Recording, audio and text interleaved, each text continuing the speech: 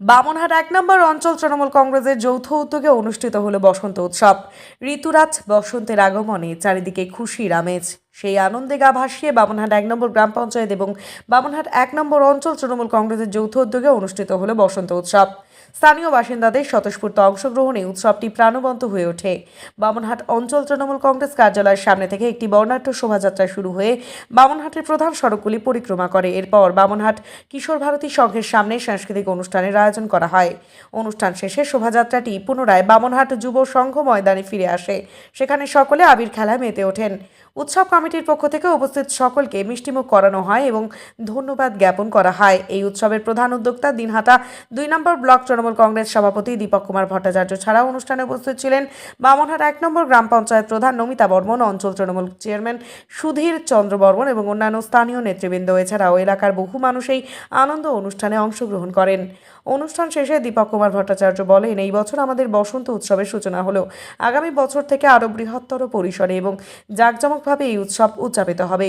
তিনি আরও বলেন, এই উৎসবের মাধ্যমে আমরা এলাকার মানুষের মধ্যে সম্প্রীতি ও সৌভ্রাতৃত্বের বন্ধন আরও দৃঢ় করতে চাই। বসন্ত উৎসব আমাদের সংস্কৃতি ও ঐতিহ্যের একটি গুরুত্বপূর্ণ অংশ। এই ধরনের অনুষ্ঠান আয়োজনের মাধ্যমে আমরা আমাদের সংস্কৃতিকে বাঁচিয়ে রাখতে চাই।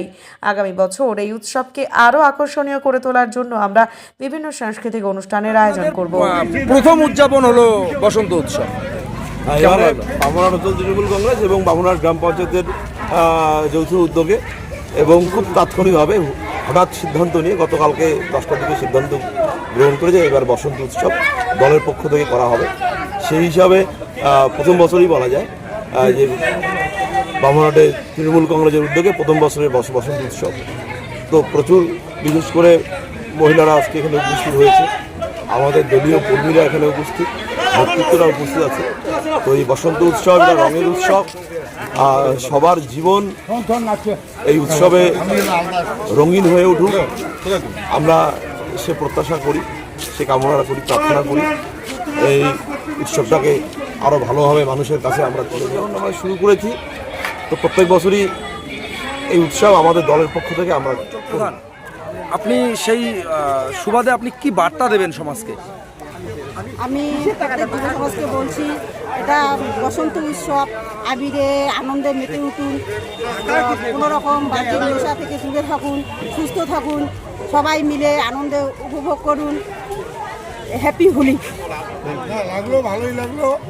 তবে আমরা খুব তড়িঘড়ি করে প্রোগ্রামটা সেট করছিলাম কালকে রাত্রে, যার জন্য আমরা বেশি শিল্পী বা বাজনার ব্যবস্থা করতে পারিনি, এই জন্য আমরা দুঃখিত।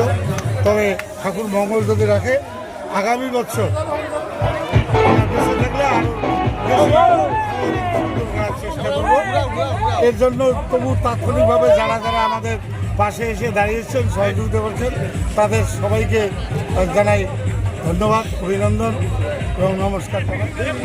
আমাদের সর্বভারতীয় তৃণমূল কংগ্রেস বামনহাট অঞ্চল কমিটির উদ্যোগে প্রধান এবং ব্লক সভাপতি আমাদের বামনহাটে সবার উদ্যোগে আজকে যে হোলি উৎসব, এই উৎসবে দুইটে আজকে পর্ব। আজকে যেমন একদিকে রমজান, একদিকে হোলি।